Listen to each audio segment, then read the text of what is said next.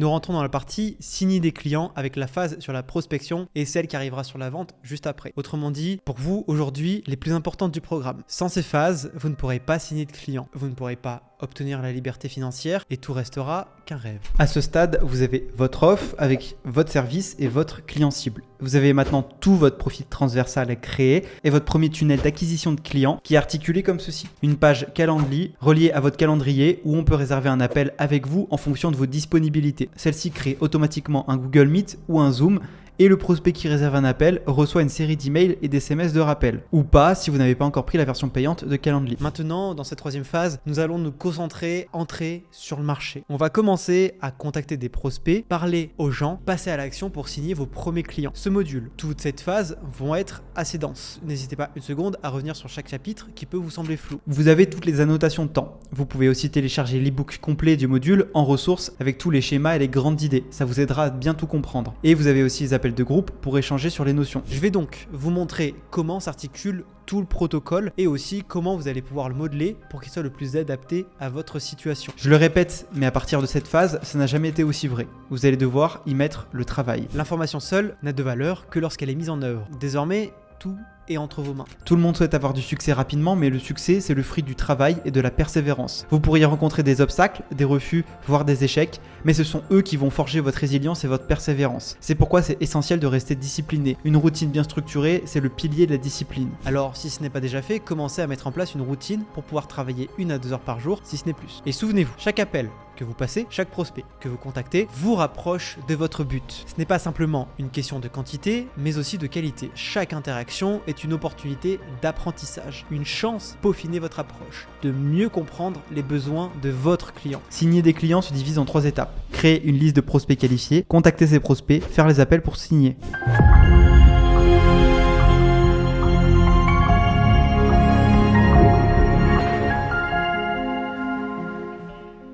Il y a une immense erreur. Alors, juste avant que ta vidéo ne commence, si ça t'intéresse, que tu veux accéder au workbook de cette vidéo, ainsi que tous les exercices et tous les templates qui sont donnés dans cette vidéo, tu peux retrouver le premier lien en description, un lien pour pouvoir les télécharger. Tu as juste à envoyer ton adresse email et nous, après, on t'envoie tout ça justement par email. C'est le premier lien en description. Moi, je te laisse à cette vidéo et on se dit à tout de suite de l'autre côté. Il y a une immense erreur que beaucoup de business font aujourd'hui et vous verrez sûrement certains de vos clients la faire. Peut-être aussi que vous la ferez. C'est de toujours chercher de nouveaux clients. Vous venez de faire une vente et c'est bon. Il faut passer à la prochaine. Il faut trouver le prochain client. Cependant, une vision à court terme comme celle-ci peut s'avérer limitée. Le véritable potentiel de croissance et de rentabilité réside dans la création de relations à long terme avec vos clients. Voici pourquoi, comment vous devriez viser à faire de chaque prospect un client à vie plutôt que le considérer simple métrique de conversion. Ne serait-ce que pour la rentabilité et éviter les pertes d'argent plus les pertes de temps. Acquérir un nouveau client coûte souvent 5 fois plus cher que de conserver un client existant. De plus, la probabilité de vendre à un client existant est de 60 à 70%, contre seulement 5 à 20% pour un nouveau prospect. Un client heureux de travailler avec vous ne manquera pas de partager son expérience, que ce soit via des reviews, par recommandation. Le bouche à oreille digital est l'une des formes les plus puissantes de marketing organique. Les clients fidèles sont beaucoup plus flexibles et indulgents, ce qui peut être précieux en cas de problème ou même si vous avez des imprévus, des changements d'algorithme qui affectent votre service. Pensez à la prospection, non pas comme quelque chose que vous devez faire, mais comme quelque chose que vous avez la chance de faire. Parce que vous êtes en train de construire toute une entreprise ici. Contact que vous établissez pourrait vous rapporter des milliers d'euros. Si vous traitez chaque email ou message comme s'il pouvait changer votre vie, il le fera probablement. Jugez chaque jour non pas en fonction de la récolte que vous faites, mais en fonction des graines que vous plantez. Vous voyez ces graines, ce sont vos actions, vos décisions. Chaque email que vous envoyez à un prospect, chaque appel que vous passez, chaque contenu que vous publiez. Ce sont des petits pas que vous prenez chaque jour pour construire votre empire. Oui, vous n'aurez pas de clients tout de suite, l'argent ne tombera pas du ciel. Mais ces graines, elles pousseront. Et quand elles pousseront, vous serez prêt à les récolter. Chaque jour, faites quelque chose qui vous rapproche de votre objectif. Si minime la chose est-elle. Les prospects sont l'indicateur principal pour faire plus de ventes et gagner plus d'argent. En d'autres termes, savoir à qui vous allez vendre est la première étape et peut-être la plus importante étape pour développer votre business. Je vais vous donner tout ce que j'ai appris et surtout les meilleures manières de trouver vos premiers clients et les suivants dans cette phase. Ainsi aussi que dans la 6e phase. Plus vous avez des prospects, plus vous avez une assurance pour votre entreprise. Si vous avez une grande quantité de prospects, vous pouvez vous permettre de commettre plusieurs erreurs dans votre business, mais toujours avoir un filet de sécurité. Maîtriser l'art de la génération de prospects garantit que vous ne connaîtrez jamais la fin, au sens figuré comme un peu au sens propre. Puisque vous aurez de l'argent, vous pourrez toujours manger. Les prospects ne surgissent pas comme par magie, vous devez les rechercher activement. Il y a des techniques, il y a des outils et il y a des stratégies à déployer pour attirer les bonnes personnes et les convertir en clients fidèles. Donc un prospect, pour faire très simple, c'est une personne dans votre marché que l'on peut contacter. Vous entendrez aussi beaucoup parler du terme de lead, mais ça veut dire la même chose juste en anglais. En clair, une personne qui a le problème dont votre offre résout. Et vous avez aussi les prospects qualifiés, engage lead, qui sont les prospects qui ont montré un intérêt dans votre offre. Si je vous montre le processus d'acquisition, créer une liste de prospects qualifiés, contacter ces prospects et faire les appels pour signer, d'accord? Dans cette phase, nous allons nous concentrer sur l'étape 1 et 2. En clair, on va qualifier des prospects pour ensuite faire en sorte qu'ils réservent un appel avec vous. Et ainsi, vous verrez dans la 4e phase comment les closer. Maintenant, j'aimerais vous raconter comment j'ai trouvé mes premiers clients et comment cela peut vous aider à comprendre comment bien faire. Pour raconter un petit peu de mon histoire personnelle, j'ai commencé à m'intéresser au business en ligne en 2017, plus précisément à partir de juin 2017. J'ai trouvé mon premier client qui m'a payé un petit montant en août 2017 et le second client quelques semaines plus tard en août aussi. Ici, comment ça s'est passé? Je suis en 2000, donc pour calculer mon âge, c'est relativement simple. J'avais 17 ans, j'étais sur Facebook et je rejoins des petits groupes d'entrepreneurs et je vois passer l'annonce d'une entrepreneuse. Elle cherche un monteur pour monter les vidéos de sa formation. À ce moment, je ne connais absolument rien au montage, j'ai la chance d'avoir récupéré le vieux MacBook de mon père avec iMovie dessus, alors je me propose. Je me suis dit, on sait jamais, si elle accepte, je n'aurai qu'à apprendre la compétence. Donc je me suis proposé, je lui ai même proposé gratuitement pour être sûr qu'elle accepte ce qu'elle a fait. Ensuite, nous avons échangé. Je lui ai posé énormément de questions pour savoir ce qu'elle recherchait dans son montage. Et moi ensuite, j'ai appris tous les effets, j'ai appris les transitions, j'ai appris les techniques dont j'avais besoin pour réaliser sa vision. On était pendant les vacances d'été entre ma première et ma terminale. Donc ça m'a permis d'avoir le temps d'apprendre tout ça. Et un peu plus tard dans l'été, je veux faire encore du travail et je veux monter en compétences. Alors je fais ce que je vais vous demander de faire pour vous ensuite, plus tard dans le module. J'envoie un message à tous les contacts de ma liste sur mon iPhone, même mon ex du lycée. Je leur ai dit à tous, je fais du montage vidéo. Tu connaîtrais pas quelqu'un qui en a besoin? Résultat, j'arrive à trouver mon second client, cette fois-ci, il me paye. Malheureusement ensuite, entre fin 2017 et jusqu'en 2019, je n'ai trouvé que 2 autres clients parce que j'ai virevolté avec le syndrome de l'objet brillant, à essayer un dropshipping, une formation en ligne à côté de ce que je faisais, mais j'ai pas réussi à faire mieux. Mais en 2019, encore une fois, quand je me suis lancé sérieusement dans la création d'une vraie agence de marketing, j'ai retenté le procédé. Avec les quelques clients que je m'étais fait, quand je me suis lancé avec mon frère, on a pu créer une pseudo-liste de contacts entrepreneurs, etc. qu'on pourrait contacter. Et en 2019, mon frère voit passer sur son feed Facebook le message d'un contact qui s'était fait lors d'un réseau d'entrepreneurs quelques années auparavant. Elle cherche une agence. Bingo. On a alors sauté sur l'occasion et on a réussi à signer avec cette cliente. Nous avons travaillé jusqu'en 2022 avec elle et elle nous a fait gagner beaucoup d'argent. Et pour les 2 autres gros clients de notre agence que nous avons signés à ce moment-là, c'est à peu près la même histoire. Notre second client était un vieux ami de mon frère qui s'est lancé dans le business et qu'on a pu aider. Et le troisième, c'est une histoire passionnante qui mérite d'être gardée pour plus tard. Tout ça pour vous dire que nous avons signé nos 3 premiers clients avec qui nous sommes restés plusieurs années et avec qui on travaille encore aujourd'hui avec la méthode que je vais vous dévoiler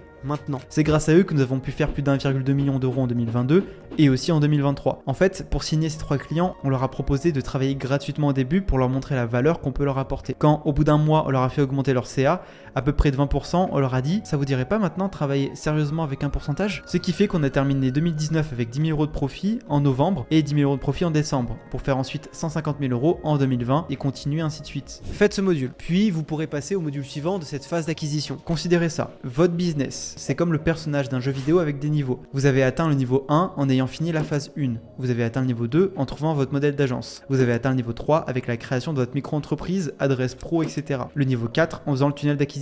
Le niveau 5 avec le profil transversal. Et maintenant, pour passer au niveau 6, vous devez d'abord utiliser l'audience chaude qui est à votre disposition. C'est comme ça que j'ai commencé et que je vous conseille de faire. Peut-être même que grâce à cette méthode, vous n'aurez pas à faire de la prospection froide, de la publication de contenu ou de la publicité. Parce que lorsque vous démarrez, votre plus grand obstacle, c'est souvent le manque de crédibilité et d'études de cas. En offrant vos services gratuitement, vous donnez aux clients une chance potentielle de voir la qualité de votre travail sans aucun risque financier. Ça peut leur donner la confiance nécessaire pour s'engager avec vous, même si vous n'avez pas encore un long historique de réussite à montrer. En travaillant gratuitement, vous accumulez des exemples concrets de ce que vous pouvez faire. Ce portefeuille, c'est un outil précieux pour montrer à d'autres clients potentiels ce dont vous êtes capable. L'un des outils marketing les plus puissants, c'est le bouche à oreille. Un client satisfait parle plus facilement de son expérience positive à ses collègues, amis ou autres proches susceptibles d'être intéressés par votre service. En offrant vos services gratuitement et en fournissant un travail de qualité, vous incitez les premiers clients à devenir des ambassadeurs de votre agence. Après avoir travaillé gratuitement pendant une période donnée, comme par exemple 4 semaines, transitionner vers la structure tarifaire. Vous avez prouvé votre valeur, construit un portefeuille solide et peut-être même reçu des beaux témoignages. C'est le moment idéal pour commencer à facturer vos services. Avec une base solide de clients satisfaits et une structure tarifaire en place, vous pourrez être en mesure de transformer ce qui est commencé comme un petit projet parallèle ou une passion en un business à temps plein. Non seulement tout ça va pouvoir remplacer votre emploi traditionnel, mais ça peut aussi vous offrir une plus grande flexibilité, plus de liberté, plus de plaisir professionnel. Vous êtes probablement nul pour le moment. Lorsque vous êtes nouveau dans quelque chose, vous n'êtes probablement pas très bon. C'est acceptable car les gens sont indulgents, surtout si vous n'avez rien facturé pour votre service. Vous devenez moins nul en faisant plus. Plus vous pratiquez, plus vous vous améliorez. Chaque nouvelle tentative vous rapproche de la maîtrise. Et avec le temps, vous vous rendrez compte que vous êtes devenu moins nul, plus compétent et enfin expert. Et donc, ça vous donne une excellente occasion de faire vos preuves. Ça se trouve, ils vont obtenir un service médiocre, voire terrible. Mais vous aussi, grâce à ça, vous allez apprendre de vos erreurs et vous obtenez cette éducation gratuite de leur part. Ces premiers clients vous offrent un feedback inestimable qui pourrait vous coûter cher en termes de temps et d'argent sinon. Et peut-être même quelques témoignages, quelques avis, et d'ailleurs, ils recommanderont peut-être à leurs collaborateurs ou à des partenaires, à des personnes qui connaissent. Donc même si ça semble pas être le cas maintenant, c'est un excellent retour sur investissement pour vous. La prospection chaude consiste à contacter individuellement des prospects qui vous connaissent. C'est le moyen le moins cher et le plus fiable de trouver ses premiers clients. Et je vais vous montrer comment le faire sans être un escroc. Parce que peut-être que contacter vos proches en parlant de business, ça vous fait penser au MLM. Vous savez, c'est les gars qui vous contactent avec un message vocal pour vous vendre l'opportunité business pour se faire un complément de revenus sans effort. Vous inquiétez pas, hein, c'est pas de ça dont il s'agit ici. La raison pour laquelle les MLM et les pyramides de Ponzi ont une très mauvaise réputation, c'est parce qu'ils n'apprennent pas aux gens à être des humains normaux. Et surtout de pas être des gars bizarres lorsqu'ils sollicitent les gens pour du business. C'est plutôt l'équivalent commercial de recommander un bon film à un ami parce que vous savez qu'il l'aimera et non de lui vendre un billet de cinéma juste pour gagner une commission. Si vous faites cela correctement, c'est une situation gagnant-gagnant. Et je vais vous montrer comment le faire et comment je l'ai fait. On va faire en sorte que vous signiez vos premiers clients le plus rapidement possible. Nous ne rentrerons pas en détail sur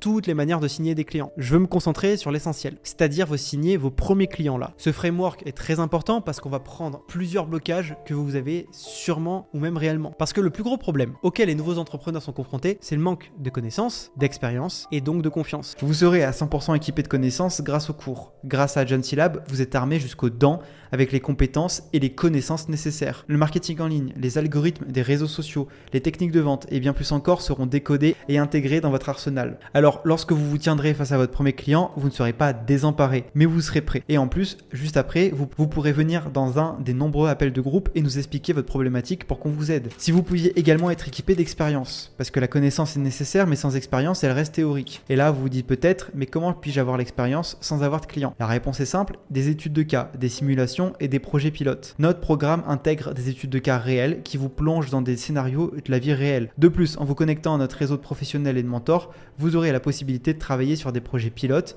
ce qui vous permettra de mettre en pratique vos connaissances tout en bâtissant votre portfolio. Mais la chose la plus importante pour vous aujourd'hui, ça va être de faire un projet test avec un client que vous pouvez trouver. La connaissance et l'expérience vont ensuite amener la confiance. Avec chaque étude de cas résolue, chaque projet pilote mené à bien, vous verrez votre confiance grimper en flèche. Et ensuite, cette confiance, elle sera perceptible, que ce soit dans votre voix lors des rendez-vous ou dans la manière de présenter vos propositions. Peut-être qu'aujourd'hui, vous manquez de confiance en vous et que vous êtes victime du syndrome de l'imposteur. Alors pouvoir trouver rapidement votre premier client en vous déchargeant de toute pression vis-à-vis de celui-ci, en faisant par exemple la première mission gratuitement ou même pour pas cher, ça peut vraiment vous servir. Donc, on s'y lance. Une audience, dans le contexte du business, se réfère aux personnes ciblées ou au public ciblé par une entreprise. Et il peut avoir deux types d'audiences. Les audiences chaudes, les personnes qui vous connaissent déjà et vous ont donné la permission de les contacter. Et les audiences froides, les personnes qui ne vous connaissent pas et ne vous ont pas donné la permission de les contacter. Il s'agit des audiences appartenant à des plateformes comme Facebook qui servent de moyen de les atteindre. Vous avez des personnes qui vous connaissent, ce sont donc les audiences chaudes, et vous avez des personnes qui ne vous connaissent pas. Ce sont les audiences d'autres personnes, ce sont les audiences froides. Ils doivent vous connaître pour être chauds, mais vous n'avez pas nécessairement besoin de les connaître. Et plus votre business grossira, plus vous ferez de la publicité, plus de gens vous connaîtront sans que vous les connaissiez. J'aimerais aussi ajouter sur quoi le process ici, c'est prospection chaude, puis prospection froide, et puis après, je vous dis pas forcément de passer sur la création de contenu et la publicité. C'est tout simplement parce que tout d'abord, la prospection, qu'elle soit chaude ou froide, c'est la manière la plus rapide de tester votre preuve du concept et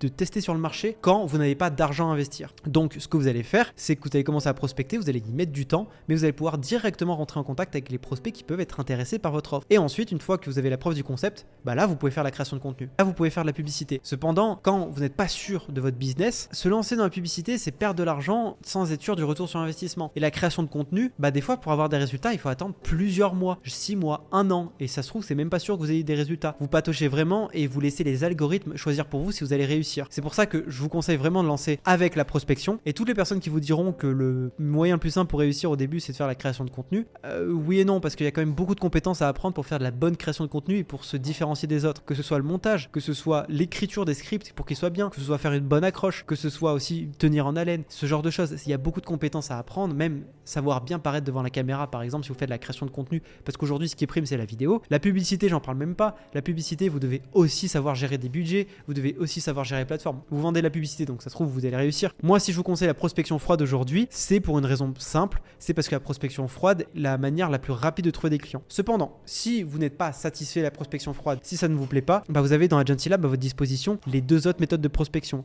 On parle beaucoup de la publicité pour votre agence dans la phase 6, sur la partie scaling. Vous avez aussi tous les modules sur le media buying pour lancer vos pubs, et vous avez aussi un module sur le community management ainsi que sur la création de contenu pour pouvoir faire vos contenus. Même si, comme je vous le dis, je recommande de trouver vos premiers clients avec la prospection chaude et prospection froide parce que c'est les manières la plus rapides de trouver vos premiers clients. Ça n'a pas besoin d'être bidirectionnel, ça peut être unidirectionnel, et tant que vos prospects vous connaissent, c'est bon. Et vous avez les audiences froides. Ce sont des personnes qui ne vous ont pas donné la permission de les contacter, autrement dit des étrangers. Ce sont les audiences d'autres personnes, des listes qui appartiennent aux plateformes, etc. Si vous utilisez Facebook comme intermédiaire pour les contacter, et s'ils décident de s'engager avec vous et de s'inscrire, alors ils deviennent une piste pour vous et vous les réchauffez. Maintenant, au début, le moyen le plus facile de trouver des clients qui vous connaissent, ce sont les gens que vous connaissez aussi. Et ensuite, ils deviennent chauds avec le temps. Ce sont donc les 2 types d'audience, les personnes qui vous connaissent et celles qui ne vous connaissent pas. Et Alex Hormozy utilise un framework que je trouve très clair pour bien expliquer comment fonctionnent ces audiences et les 2 manières de les contacter. Audience chaude et audience froide, et la manière de communiquer. Communication individuelle, donc privée, avec un contact direct et personnalisé avec quelqu'un, ou communication de masse, donc publique, diffusion d'un message à plusieurs personnes en même temps. Généralement, vous allez entendre le terme d'outbound marketing pour la communication individuelle. Vous allez les contacter en privé. Personne d'autre que la personne que vous contactez verra votre message. Par exemple, par email, par message privé sur Instagram, par message vocal, par appel téléphonique. Et pour la communication de masse, c'est concrètement le marketing de contenu, et vous verrez le terme d'inbound marketing. Vous faites du contenu visible à tous, que ce soit des podcasts, des shorts réels, des vidéos YouTube, post LinkedIn, etc. Voici donc la matrice qu'on peut extraire. Prospection chaude, contact individuel avec des personnes qui vous connaissent déjà. Prospection froide, contact individuel avec des personnes qui ne vous connaissent pas. Publication de contenu, communication de 1 à plusieurs envers des personnes qui vous connaissent. Et publicité payante, communication de 1 à plusieurs envers des personnes qui ne vous connaissent pas. Comprendre cette base est essentiel avant de passer à des stratégies d'acquisition beaucoup plus avancées. Mais il faut aussi prendre en compte que créer des systèmes et l'automatisation peut brouiller les frontières entre l'outbound et l'inbound. Par exemple, pour ceux qui se demandent, avoir une liste email et envoyer un email à chaque lead dans sa liste, c'est de la communication individuelle à énormément de monde rapidement et de manière automatique. L'objectif de votre prospection, c'est de trouver votre premier client. Vous avez 2 manières de trouver un client. Les contacter directement outbound ou les laisser venir à vous inbound. Et au fur et à mesure du programme, je vais vous montrer toutes ces options pour trouver vos clients. Donc, on va les mettre en place une par une. Mais bien sûr, je vous arrête tout de suite. Vouloir lancer les 4 méthodes en même temps, c'est la voie la plus rapide pour échouer lamentablement. On va se concentrer sur chacune des méthodes, une par une, en commençant par la plus simple à mettre en place et celle qui vous donne le plus de chances de réussir pour ensuite aller vers les méthodes les plus intéressantes pour faire grossir votre business à long terme. C'est pour ça que prospection chaude, publicité, puis contenu. Et suivez bien cet ordre et vous mettez toutes les chances de votre côté pour réussir. Toute prospection commence par créer une liste. Mais je sais ce que vous allez dire. Vous n'avez pas encore de prospects ou de liste de personnes intéressées. En vérité, vous avez une liste. Tout le monde a une liste. Si vous prenez votre téléphone et que vous regardez tous vos contacts, ce sont des prospects potentiels. Première étape, créer une liste. Vous regardez vos réseaux sociaux, vous regardez Instagram, vous voyez des gens et des personnes qui vous suivent. Peut-être 200 abonnés par-ci, 300 contacts sur votre téléphone, par-là, 100 amis Facebook en plus, etc. Ce sont des personnes avec qui vous avez un moyen de contact. Regardez votre boîte de réception d'emails, tous les emails que vous avez échangés depuis des années. Peut-être vos anciens professeurs du collège ou du lycée. Ce sont des prospects. Et devinez quoi? Si vous ajoutez tout ça ensemble, vous avez peut-être contacté au cours de votre vie 1000, 2000, 3000 personnes sur les différentes plateformes qui existent. Maintenant que vous avez une liste, ce que vous pouvez faire, c'est les considérer comme votre cercle proche. Utilisez la base de données Notion que je vous ai fournie en ressources ou même créer un Google Sheet ou un Excel pour les ajouter. Ça fait du travail, mais au moins vous y verrez plus clair. Vous verrez alors le nombre de contacts que vous avez et ce nombre, c'est votre liste de départ de prospects. C'est exactement ce que j'ai fait dans mon business 2 fois et ça a très bien fonctionné. Si je n'avais pas eu cette expérience, je n'aurais pas pu faire ce que j'ai fait plus tard. La deuxième étape, c'est choisir une plateforme de communication. Une fois que vous avez fait cette liste de prospects potentiels, il faut les contacter et pour ça, choisissez une plateforme pour communiquer. Et pour choisir la plateforme, choisissez celle sur laquelle vous avez le plus de contacts et commencez par là, car de toute façon, vous finirez par les contacter toutes. Si vous avez un contact par email et que vous ne avez qu'en email, alors commencez par là. Si vous avez les deux endroits, vous pouvez les contacter aux deux endroits. Si vous avez deux moyens de contact, c'est quand même mieux parce que ça veut dire que vous augmentez vos chances d'avoir une réponse. Tout le monde a ses préférences de communication. Par exemple, pas échanger par SMS ou par la messagerie Twitter ou même LinkedIn ou Messenger. Mais je suis beaucoup plus présent sur Telegram et WhatsApp. Troisième étape, préparez votre message. Maintenant que vous avez une liste de contacts et la plateforme de communication choisie, il est temps de préparer votre message. Vous prenez 30 secondes pour voir ce qui est nouveau dans la vie de cette personne. Assurez-vous de personnaliser votre message pour chaque contact afin de montrer que vous vous intéressez réellement à eux. Expliquez clairement comment vous pouvez les aider et proposez-leur une valeur ajoutée dès le premier contact. N'ayez pas peur de demander une rencontre ou un échange pour discuter plus en détail de leur projet ou de leurs besoins. Soyez professionnel, concis et convaincant dans votre message, mais aussi amical et accessible. N'oubliez pas que le but principal de ce premier contact, c'est de susciter leur intérêt et de leur inciter à en voir plus sur ce que vous pouvez leur offrir. Première règle de Dale Carnegie, les gens aiment parler d'eux-mêmes. Permettez-leur de parler d'eux-mêmes d'abord. Donc ce que vous devez faire, c'est personnaliser. Au lieu de simplement dire « Hey, tu veux acheter mon truc ?» Vous dites « J'ai vu que tu viens de te marier, alors c'était comment Bali ?» Vous contactez 100 personnes chaque jour par email, appel téléphonique, message direct, SMS, messagerie vocale, peu importe, et vous contactez la personne qui vous connaît. Et vous en faites 100 chaque jour. Alors oui, je sais ce que ça fait, je sais ce que vous allez vous dire, ça fait beaucoup de travail et j'ai peur de faire ça. Mais comme le proverbe chinois le dit, tout doit être difficile avant de devenir facile. Plus vous le faites, plus ça devient facile. La pratique rend parfait. Vous vous améliorerez avec le temps. Les erreurs au début font partie de la courbe d'apprentissage, mais la constance mènera à l'amélioration. Il s'agit d'aller au-delà de la vue d'une personne comme un prospect ou un lead. Contactez-les régulièrement, mais assurez-vous que chaque contact est pertinent et apporte une certaine valeur. Posez des questions, montrez de l'intérêt pour ce qu'ils font. Cherchez à comprendre comment vous pourrez mieux les aider ou collaborer avec eux. Souvenez-vous que chaque personne que vous contactez a sa propre histoire et sa propre vision du monde. Il est également essentiel d'être respectueux et attentif aux signaux que vous recevez en retour. Si quelqu'un n'est pas intéressé ou ne souhaite pas être contacté fréquemment, respectez ses souhaits. Encore une fois, votre peur, c'est d'être rejeté. Je vais vous dire comment contourner ça dans une seconde. Ce que je peux vous donner, c'est une stratégie, une manière d'approcher les gens sans même vous retrouver dans une situation inconfortable de rejet potentiel. Je vais simplement vous montrer ce que vous devez dire pour ne pas vous retrouver dans cette situation. Contactez-les plusieurs fois, vous vous demandez peut-être, je leur ai envoyé un message, maintenant j'attends. Eh bien non. Pourquoi ? Parce que vous avez quelque chose qui pourrait selon vous les aider, mais ils ne le savent pas encore. Mais tout ce qu'on fait, c'est leur poser des questions sur eux-mêmes. En faisant ça, vous ne vous présentez pas comme un vendeur, vous n'essayez pas non plus de les convaincre de quelque chose, parce qu'on n'a rien essayé de leur vendre, on n'a pas demandé. Plutôt que de faire une offre directe, vous voulez demander s'ils connaissent quelqu'un qui pourrait être intéressé par votre offre. C'est moins intrusif et ça contourne le malaise souvent associé aux arguments de vente. Si vous voulez vraiment parler à un proche, vous vous contentez d'un simple message? Non, vous allez les appeler, vous allez les relancer, vous vous souciez de leur réponse. Alors pourquoi traiter un prospect différemment? Si vous vous approchez avec le même niveau de sincérité et de curiosité, pas de raison qu'il vous rejette. Et la clé, c'est d'agir comme un humain. Pas comme un robot avec un script, mais comme un être humain avec des émotions, de la curiosité et une envie sincère de connecter. Maintenant, voici ce que vous allez faire. Vous allez lister tous vos contacts, vous allez choisir la plateforme pour les contacter et vous allez leur envoyer un premier message pour prendre de leurs nouvelles. Maintenant, il y en a qui vont répondre. Alors, comment on fait? Comment convertir vos amis en clients? Ce titre est amusant, je trouve. Maintenant qu'on soit clair, on ne leur demande pas d'acheter quelque chose. On leur demande uniquement s'ils connaissent quelqu'un qui est intéressé par l'offre qu'on propose gratuitement. Maintenant que vous avez établi un premier contact avec vos proches, voici le process en 3 étapes que vous devez faire. Rebondir, complimenter, demander. Pour ceux qui se demandent, ça vient d'un concept développé par Alex Hormozy qui est très intéressant. Le ACA Framework, Acknowledgement, Compliment, Ask. Rebondissez sur ce que la personne a dit, complimentez-la et posez une question qui l'amène à considérer votre offre. C'est une manière structurée de maintenir le flux de la conversation tout en montrant de l'intérêt et de l'approbation. Vous commencez par rebondir sur ce que la personne a dit. Oh, tu étais à Bali pour ton voyage de noces? C'est incroyable. J'ai entendu dire que c'était une destination de rêve. Comment c'était? Après cette entrée en matière, passez à la partie où vous complimentez la personne. J'ai vu quelques photos que tu as postées et c'est magnifique. Vous aviez l'air si heureux et détendu. Ça a dû être une expérience incroyable, non? Et vous attendez sa réponse. Et dis-moi avec tout ça, comment ça se passe pour toi niveau boulot? J'ai vu que tu avais lancé un nouveau projet il y a quelques temps. Comment ça évolue? Et une fois qu'il répond et que la conversation est bien engagée, vous pouvez doucement introduire votre offre. C'est super d'entendre ça, que tout va bien pour toi. D'ailleurs, en parlant de projet, je travaille actuellement sur quelque chose qui pourrait être utile à pas mal de gens. Tu connais peut-être quelqu'un qui chercherait à booster sa présence en ligne? Je donne un petit coup de main gratuitement à quelques personnes pour commencer, juste pour voir comment je peux aider. Ainsi, la transition vers votre offre se fait de manière plus douce et fluide. Après avoir établi une vraie conversation et montré un réel intérêt pour la personne à qui vous parlez. Oh, j'ai vu que tu as récemment participé au marathon de Paris, c'était impressionnant. Comment c'était? Tu t'es préparé comment pour ça? Je dois dire, chaque fois que je vois des gens courir un marathon, j'admire leur détermination et leur endurance.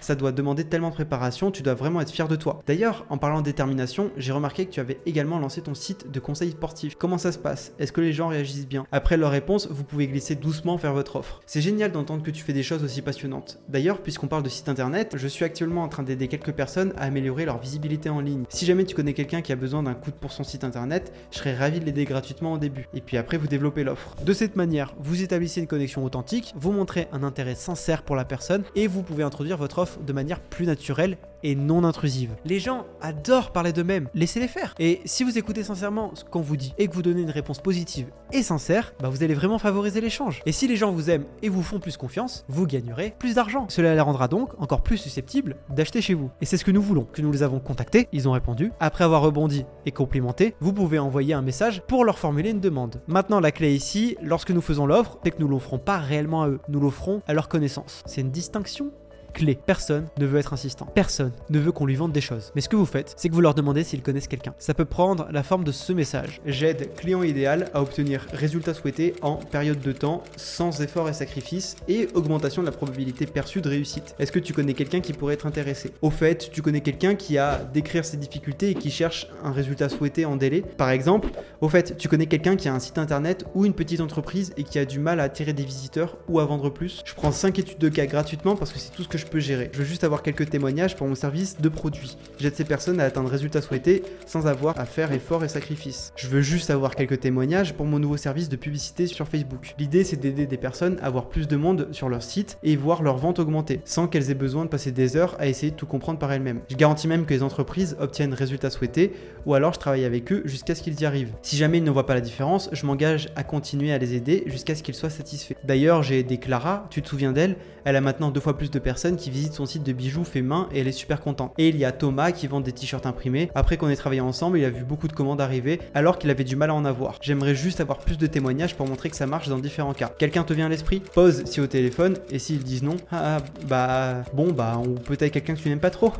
Ce qui est incroyable avec cette méthode, c'est que vous demandez de l'avis de la personne, mais vous ne lui vendez pas quelque chose. Si la personne est intéressée, elle va pas avoir l'impression d'être vendue et elle sera beaucoup plus encline à dire oui. Et si elle dit non, elle peut très bien vous mettre en relation avec un ami entrepreneur à elle ou même son père qui a une entreprise, etc., etc. Ne prenez pas le script mot pour mot, mais adaptez-le à votre style et à votre voix personnelle. Prenez les idées et appliquez-les à vous-même et vous les utilisez à votre manière. Si vous ne dites jamais quelque chose de cette manière, alors le dites pas de cette manière. Dites-le de votre façon. Et c'est là que l'expérience intervient et vous apprendrez comment le dire et ensuite ça sonnera comme vous. L'efficacité de cette méthode réside vraiment dans sa simplicité. Ne sous-estimez jamais la puissance d'un réseau aussi petit soit-il. Vos amis et vos proches connaissent des gens qui connaissent d'autres gens et ainsi de suite. C'est l'effet papillon. Imaginez que votre ami vous met en contact avec son cousin qui a une boutique en ligne de produits artisanaux mais il a du mal à attirer des clients. Votre service pourrait transformer complètement sa situation. Après avoir vu les résultats, probable que ce cousin, du coup, il parle de vous à d'autres personnes de son entourage. Cette méthode de mise en réseau, c'est également génial parce qu'elle vous expose à une variété de secteurs et de niches. La recommandation bouche à oreille est l'une des formes de marketing les plus efficaces. Et c'est exactement ce que vous créez avec cette stratégie. Une chaîne de recommandations qui peut potentiellement s'étendre bien au-delà de votre cercle initial. Cette technique est si puissante qu'elle peut vous permettre de ne jamais réellement faire de la grosse prospection ou de la publicité sur internet. C'est ce qu'on a fait avec mon frère pendant plusieurs années. On a fait très peu de prospection grâce à ça. Et c'est ce dont mon frère Valentin a parlé lors du premier séminaire à la table ronde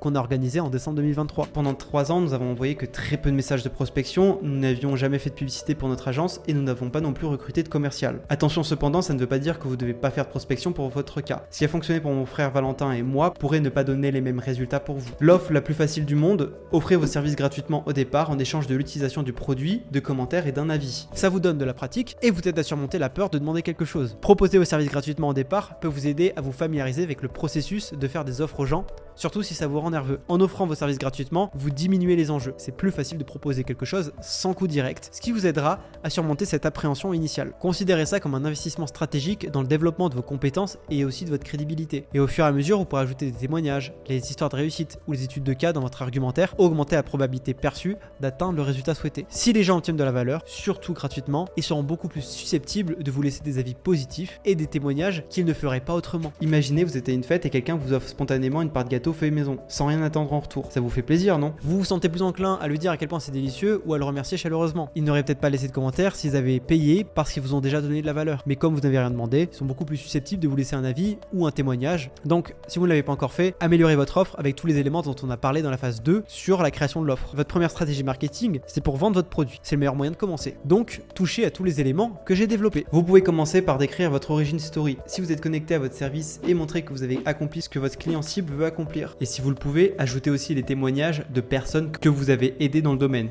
Vous pouvez dire le nombre de clients avec qui vous avez travaillé, le nombre de reviews positives. Si vous avez eu des diplômes, des certifications qui prouvent votre légitimité, vous pouvez les ajouter. Par exemple, vous aidez les startups françaises et vous avez pu rentrer dans la station F, le plus gros incubateur de startups français. Vous avez peut-être été certifié par HubSpot ou Google sur leurs cours certifiés. Ce sont des preuves qui peuvent vous aider. Vous avez le Klaviyo Partner Programme pour la certification Klaviyo. Ça peut vous aider dans le cas d'une agence d'email marketing e-commerce. Vous pouvez aussi ajouter des chiffres, des recherches, des statistiques qui soutiennent le résultat que vous voulez qu'ils croient. Dans le cadre de l'email marketing, je développe énormément de statistiques de mes clients où, après mon passage, leur email représente en moyenne 80% de leur chiffre d'affaires. Il y a aussi des statistiques qui soutiennent l'email marketing, comme quoi tout le monde a une boîte email. Exemple, selon une étude HubSpot, 59% des consommateurs préfèrent les marques qui les contactent par email plutôt que par d'autres moyens. Que ce soit aussi un ingrédient unique qu'ils n'ont jamais vu auparavant, une nouvelle stratégie qu'ils n'ont pas essayé. Si vous pouvez aussi rattacher votre agence à des marques, des entreprises ou des personnalités connues. Par exemple, je suis passé dans son podcast, j'ai travaillé avec eux, etc. Ajoutez aussi les garanties conditionnelles et inconditionnelles comme on a parlé. Si possible, montrez les résultats en direct ou montrer un enregistrement du résultat en train de se produire. Par exemple, une agence de génération de leads montre en temps réel un tableau de bord où l'on voit les notifications de nouveaux prospects s'inscrire. Pendant les démonstrations, l'agence pourrait dire « Regardez ces notifications, chaque fois que l'une d'elles apparaît, c'est un nouveau prospect potentiel pour une entreprise comme la vôtre. » Imaginez recevoir des notifications comme celle-ci tout au long de la journée, tous les jours. Ce ne sont pas juste des noms ou des numéros, ce sont des personnes réellement intéressées par ce que vous offrez. Combien de prospects aimeriez-vous voir chaque semaine? L'agence ne vend pas simplement des leads, elle vend une opportunité constante de croissance et d'interaction avec des clients potentiels. En montrant le processus en direct, l'agence fait passer le message que ces leads sont réels, tangibles et prêts à être exploités. Vous souvenez-vous de la première fois où vous avez essayé de faire du vélo ou même quand vous avez tenté de cuisiner un plat? Ça n'était probablement pas incroyable, n'est-ce pas? C'est parce qu'on est tous un peu nuls quand on commence quelque chose de nouveau. C'est naturel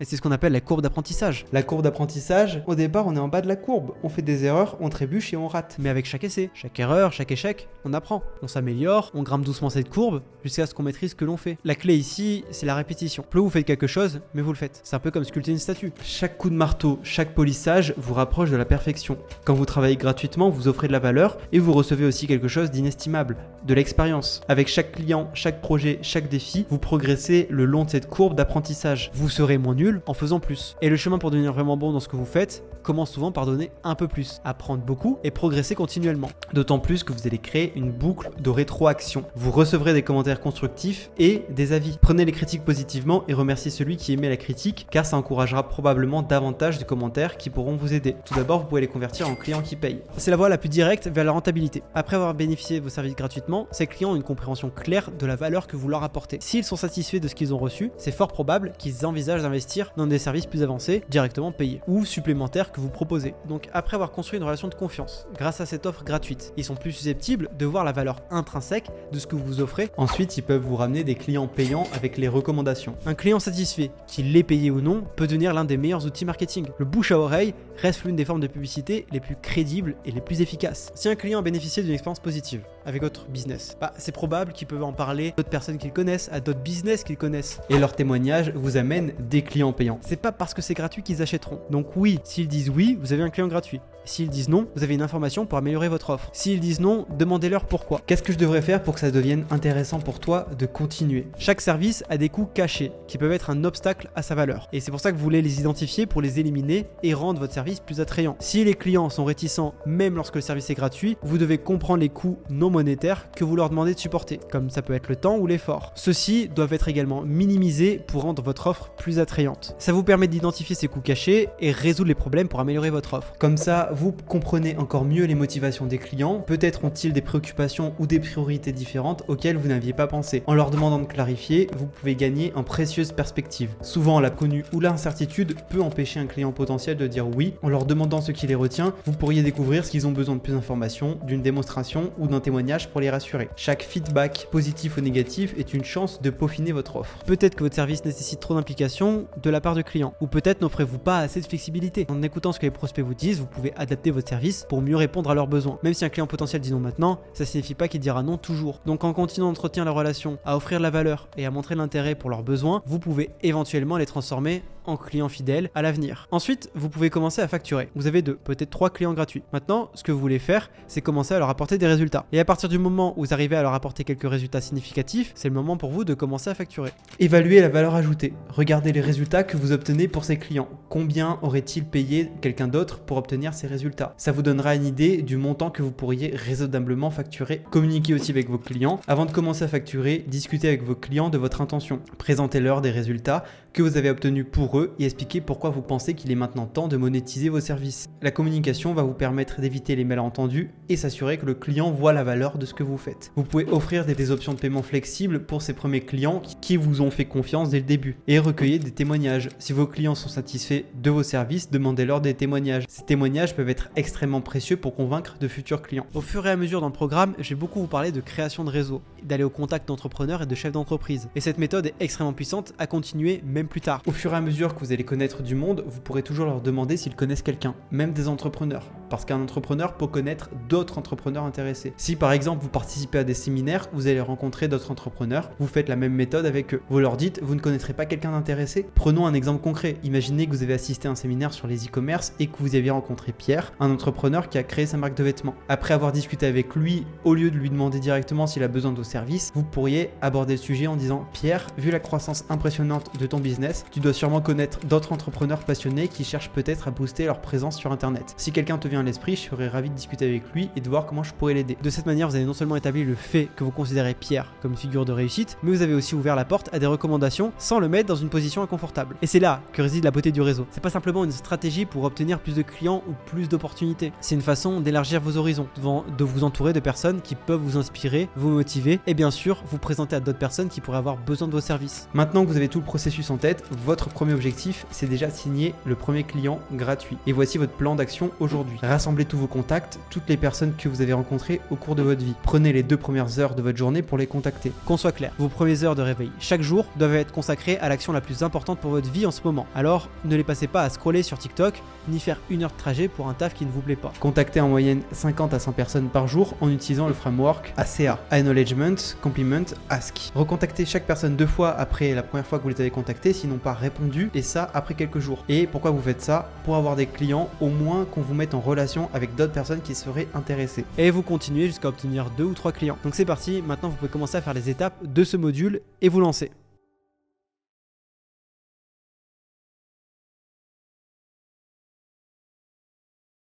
Je vais vous présenter un petit peu ce modèle de prospection.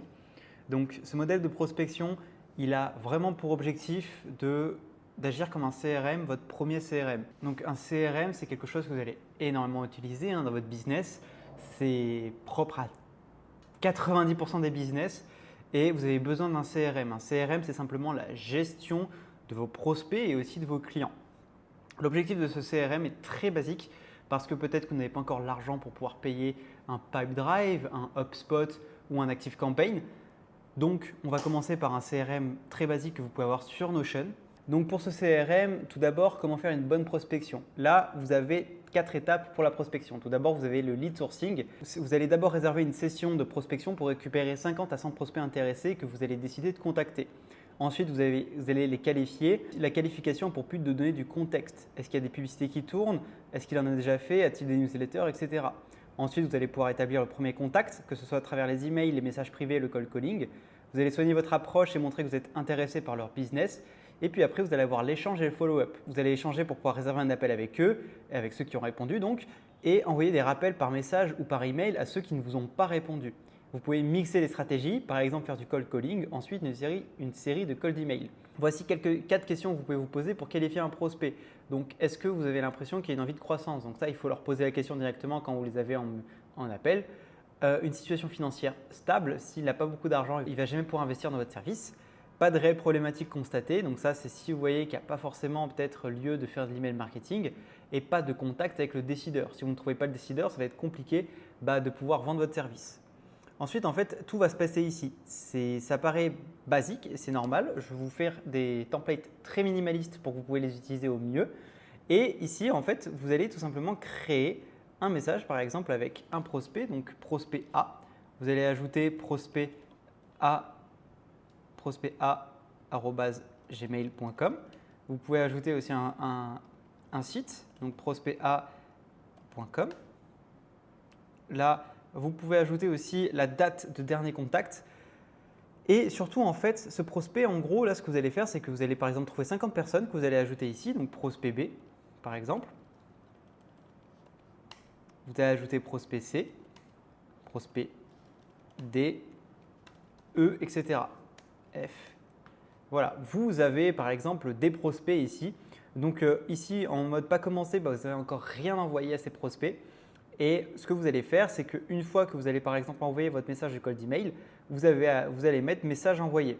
Donc message envoyé et hop, donc voilà, vous glissez, vous sélectionnez tous vos prospects que vous avez créés, avec qui vous avez commencé à échanger. Vous allez pouvoir leur dire message envoyé parce que vous leur avez envoyé la campagne d'email marketing ou parce que vous leur avez envoyé l'email à froid, enfin l'audit à froid, le call de loom, etc. Vous avez fait le call. Voilà. Une fois que vous avez envoyé le premier message, vous allez les ajouter ici. Et ensuite, après, tout simplement, vous allez pouvoir faire la distinction après de où est-ce que ça en est. Par exemple, est-ce que le prospect vous a répondu? Par exemple, est-ce qu'au bout de 4 jours, le prospect ne vous a pas répondu? Il va falloir faire du follow-up. Là, en fait, ce que vous voulez faire, c'est en fonction de ce que vous avez avec le prospect. Si par exemple, au bout de 4 jours, là, vous avez par exemple envoyé tous vos messages, vous attendez 3 jours et au bout de 3 jours, vous regardez pour améliorer, pour regarder la database où est-ce qu'il faut les emmener. Si par exemple au bout de 3 jours ils n'ont pas répondu, hop, vous glissez dans follow-up. S'ils ont répondu, hop, vous glissez dans échange. Et ensuite, comme ça, vous pouvez trier en fonction de l'avancement vos prospects. Puis après, vous voyez, oh là, trop bien, appel réservé. Prospect D aussi, appel réservé. Puis après, lui signé, peut-être que lui a été perdu. Et puis le follow-up, ici, vous pouvez même ajouter, si jamais ça ne suffit pas pour vous, vous pouvez ajouter ici une propriété, donc dans statut, vous pouvez ajouter encore une propriété follow-up 2 et hop, follow-up 2 en fait, vous pouvez même changer la couleur, peut-être mettre en orange. Follow-up 2, c'est là vous voyez que vous devez envoyer le premier message de follow-up et une fois que vous l'avez envoyé 3 jours plus tard, il n'a pas répondu, follow-up 2 en attente, follow-up, etc. Et comme ça, vous pouvez avancer et trier rapidement vos premiers prospects pour voir où ça en est. Évidemment, ce n'est pas parfait, hein, ce modèle de CRM, on est d'accord que c'est un modèle très basique. Un peu plus tard dans la formation, je pourrais vous présenter un modèle beaucoup mieux fait et surtout fait avec un logiciel qui est fait pour. Là, avec Notion, c'est vraiment le début, c'est la base, mais ça vous permet de vraiment vous lancer. Et là, vous voyez dans « À contacter », vous pouvez ici créer toute votre liste de prospects. Donc, prospect par exemple 2, prospect 1, prospect 3. Là, voilà, vous pouvez mettre dans « À contacter » tous les prospects. Ils ne sont dans pas commencé. Vous mettez leur email, leur site internet, le dernier contact, le téléphone si jamais vous faites du call. Et une fois que vous avez contacté, vous faites message envoyé, message envoyé, message envoyé. Et c'est envoyé. Et là, vous savez toutes les personnes qui vous manquent plus de contacter et aussi qui vous manquent de… Là, vous voyez, vous pouvez cocher toutes les personnes que vous devez faire en follow-up. Comme ça, vous savez que vous devez les recontacter. Et puis après, si jamais vous ajoutez par exemple une personne rapidement parce que vous tombez sur quelqu'un qui est intéressant en séminaire, quelqu'un qui est intéressant quelque part et vous voulez l'ajouter rapidement, ici vous faites ajouter une nouvelle personne et vous pouvez ajouter la nouvelle personne rapidement. Donc vous voyez, ce CRM est relativement simple à utiliser. Je l'ai voulu très rapide parce que ce n'est pas quelque chose, on va dire, qui devrait prendre trop de temps pour vous. Vous allez voir qu'au fur et à mesure, pour savoir où vous en êtes, pour les contacter et pour échanger avec eux, après avec le système de vente qui arrivera dans la phase 4, ça va vous aider encore plus. Et au fur et à mesure, vous utiliserez un vrai CRM avec une vraie équipe derrière. Mais pour le moment, pour commencer, ça vous suffit amplement pour faire la prospection chaude. Ajoutez tous vos amis ici pour savoir où est-ce que ça en est dans les messages. Et aussi, si vous cliquez, vous pouvez ajouter des informations sur l'entreprise, sur le prospect si vous voulez le qualifier un peu plus. Si vous faites un loom par exemple pour le qualifier vraiment, là vous pouvez savoir un petit peu comment vous allez le contacter. Est-ce que là je vous ai mis quelques questions qui peuvent vous aider. Donc si vous faites de la publicité, c'est par exemple est-ce qu'il a une page Facebook, est-ce qu'il a des publicités, est-ce qu'il a un formulaire de capture d'email, un lead magnet, etc. Donc ça c'est surtout pour les emails. Vous n'avez pas besoin forcément de répondre aux questions, hein. Là retenez bien ça s'il vous plaît, soyez pas on va dire débile à ne pas réfléchir. Si vous ne faites pas de l'email marketing, vous n'avez pas besoin de savoir s'il a une séquence de bienvenue. Si vous ne faites pas de l'email marketing, vous n'avez pas besoin de savoir s'il a une séquence d'abandon de panier et une newsletter récurrente. Ça, c'est des exemples de questions que vous pouvez ajouter si vous faites de l'email marketing. Si vous n'en faites pas, ne mettez pas ces exemples, d'accord? Oubliez et essayez de mettre des exemples qui correspondent à votre service. Vous avez la sophistication du marché, je vous ai mis ici, voilà un exemple. Donc pour la sophistication du marché, imaginez que vous êtes une entreprise et vous avez fait plus de 30 TikTok réels. Et vous avez un petit gars, il vous contacte et sa première phrase c'est « Est-ce que vous connaissez TikTok ?» Dans la tête de l'entreprise, à ce moment, c'est « Va te faire foutre » cordialement. En fait, ce qu'il faut se dire, c'est que si vous voyez une entreprise qui a déjà fait quelque chose et que vous lui demandez « Est-ce que vous connaissez ?» Moi, ça m'est arrivé tous les jours des gars qui me contactent avec ce genre de message alors que bon, on voit mon YouTube et mon Instagram, il y a beaucoup plus de 30 TikTok, on voit que j'ai beaucoup d'abonnés, donc désolé mais ça dégage.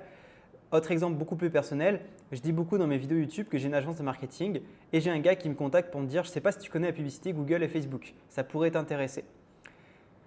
Alors qu'en fait, il suffit simplement de regarder les liens dans mes descriptions de vidéos YouTube pour voir mes liens et voir que j'ai une agence, et une agence de marketing qui plus est, ou aussi j'ai Agency Lab où j'apprends et j'aide, j'accompagne autour de la publicité. Donc me contacter en me disant « Je ne sais pas si tu connais la YouTube Ads », c'est un peu me prendre pour un con. Si vous contactez quelqu'un où vous lui dites « J'aime beaucoup tes vidéos », mais que derrière vous n'avez pas fait forcément une qualification, que vous n'avez pas forcément cherché, vous n'avez pas fait un petit travail de recherche, en fait, c'est juste va te faire foutre. Vraiment, c'est un peu… En fait, il faut considérer que votre prospect, sans forcément, on va dire, rentrer dans les détails en mode que vous allez beaucoup travailler pour… vous allez passer 1 heure par prospect. Ce n'est pas ça que je veux dire. Mais ce que je veux dire, c'est que si vous vous faites prospecter, vous voulez que la personne qui vous prospecte, surtout si elle vous dit qu'elle vous connaît, que cette personne, elle s'intéresse un minimum à votre business. Tout le monde aime qu'on s'intéresse à nous. Tout le monde aime être un peu le centre d'attention, même si on est introverti. Et donc, si vous avez quelqu'un qui vous contacte pour vous dire de faire de la publicité, mais qui ne s'est pas intéressé à vous un minimum et qu'en plus il dit qu'il aime votre contenu, en fait, ça va tout de suite être rédhibitoire. Donc, intéressez-vous à votre prospect. Vous pouvez utiliser ce petit modèle de gestion des prospects. Au début, ça va peut-être être un peu, on va dire, difficile à utiliser, mais au fur et à mesure, vous allez pouvoir l'améliorer, l'affiner, le faire à vous-même. Et comme ça, vous allez avoir un bon tableau et vous allez pouvoir contacter les prospects rapidement.